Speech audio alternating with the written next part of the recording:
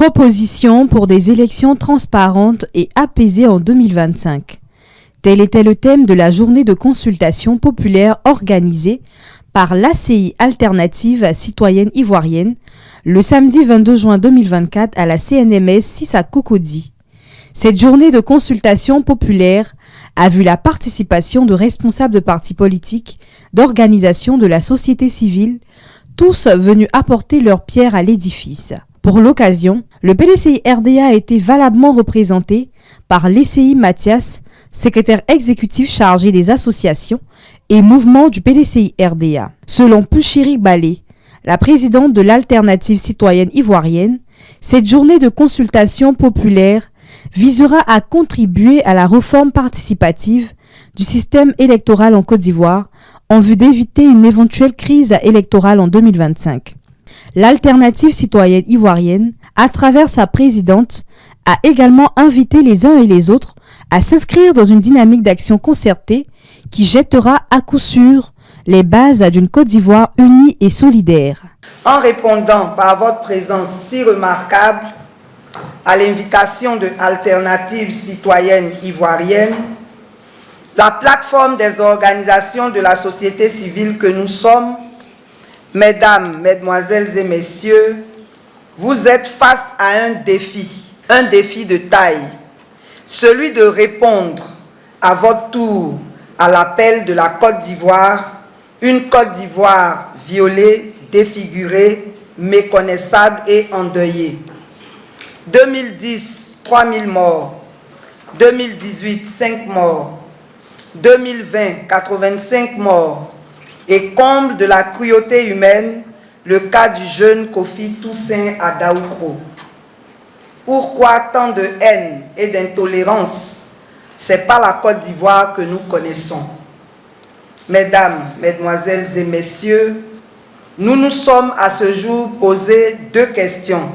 La première est celle de savoir pourquoi les élections, particulièrement la présidentielle, devraient toujours être marquées par la violence et des morts. La deuxième préoccupation est celle-ci. Quand et comment ce cycle dévastateur de vies humaines va-t-il s'arrêter? ACI nous invite à sortir de ces questionnements quotidiens, ces questionnements malheureusement sans réponse, pour nous inscrire désormais dans l'action. Oui, dans l'action. Je répète, dans l'action. Une action concertée et solidaire en vue du changement que nous souhaitons tous rassembler ici. Chers Ivoiriens et chères Ivoiriennes, le pays nous appelle et le peuple nous attend. Notre devoir ce matin est de répondre aux préoccupations de nos concitoyens. Ce jour du 22 juin 2024, nous sommes réunis pour lancer les bases et le cadre d'une unité d'action. Arrêtons de nous camoufler derrière des prétextes inexcusables pour justifier la léthargie qui mine notre désir de faire de la Côte d'Ivoire un État démocratique, de paix et du vrai vivre ensemble. Pour y parvenir, nous devons nous pardonner les uns les autres, nous devons faire le deuil de nos suffisances pour reconnaître notre part dans la survenue des violences qui alimentent les élections dans notre pays. Se soustraire de la responsabilité collective et accuser un tel ou un tel autre dans la commission des massacres, des affrontements, des guerres est une intolérable fuite en avant. Ayons l'humilité de reconnaître que la Côte d'Ivoire, une et indivisible, a besoin de chacun de ses fils et de ses filles pour bâtir des institutions fortes et non des dirigeants forts. Ayons l'humilité de faire passer la Côte d'Ivoire avant tout autre intérêt, égoïste, planique et tribal. Dépassons nos différences et nos divergences pour nous rassembler au chevet de notre chère Côte d'Ivoire, notre seule et unique patrie que nous aimons tant. Il y a eu plusieurs échecs dans le passé, Mais cela ne devrait pas nous empêcher de réinventer d'autres solutions. S'il est vrai que découragement n'est pas ivoirien, armons-nous de courage pour avancer malgré les erreurs du passé et faire renaître notre pays de ses cendres. ACI fait sa part à travers cette rencontre et chacun de vous fait sa part en étant présent. Plusieurs propositions pour des élections apaisées et transparentes ont été faites par les partis politiques et organisations de la société civile présents. L'ECI Mathias, secrétaire exécutif en charge des mouvements et associations, représentant le PDCI-RDA, s'est réjoui d'avoir été associé à cette journée de consultation populaire. Pour le compte du PDCI-RDA, l'ECI Mathias a présenté les conditions pour une élection paisible et crédible en Côte d'Ivoire en 2025. Mathias Lesseyi a mis un accent particulier sur la commission électorale indépendante qui, selon lui, est dysfonctionnelle et déséquilibrée. Dans moins de 16 mois, les élections très attendues auront lieu dans notre pays. Le sujet qui nous est soumis est de proposer des conditions pour une élection paisible en 2025. Partant du constat que l'organisation des élections en Côte d'Ivoire est l'apanage de la CEI, parlons de sa composition elle-même déjà.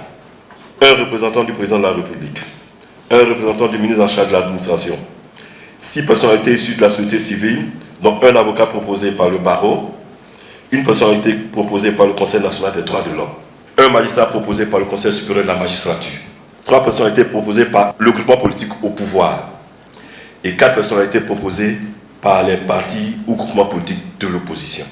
Qu'est-ce que nous observons? Nous observons qu'aux 3 personnalités du pouvoir, si on ajoute les 4 personnalités de l'État, c'est-à-dire les représentants du président de la République, de l'administration du territoire, du Conseil supérieur de la magistrature et du Conseil des droits de l'homme, subtilement intégrés au quota de l'organisation de la société civile, le parti au pouvoir se retrouve avec 7 représentants, contre 4 pour l'opposition.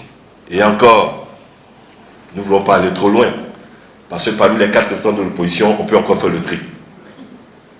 On peut encore faire le tri. Et donc, vous conviendrez avec moi que le fonctionnement de la CEI pose un véritable problème.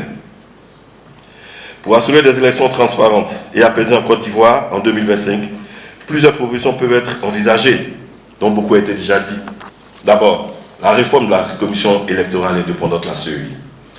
Assurer une composition équilibrée et représentante de la CEI pour garantir son impartialité et sa crédibilité. Soit, on fait une CEI exclusivement technique, en dehors des acteurs politiques. Les membres de la CEI seraient alors désignés selon une procédure d'appel à candidature organisée par une commission paritaire de l'Assemblée nationale.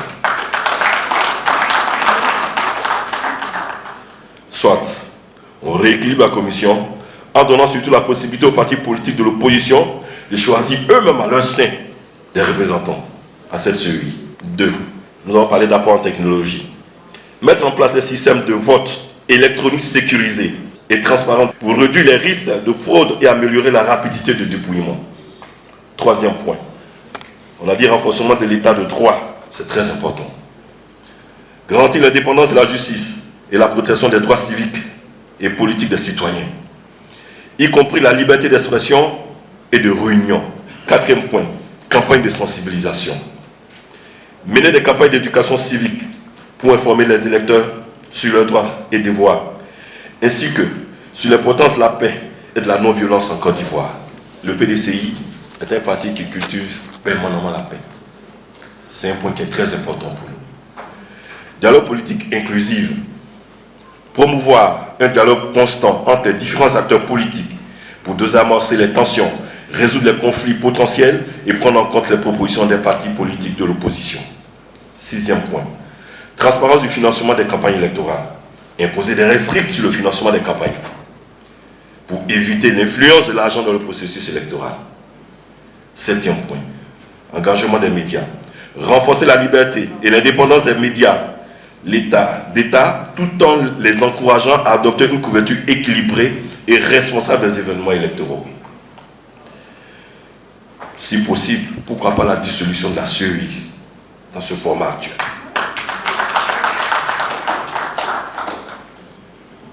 Le format actuel ne rencontre pas l'adhésion de tous les partis politiques.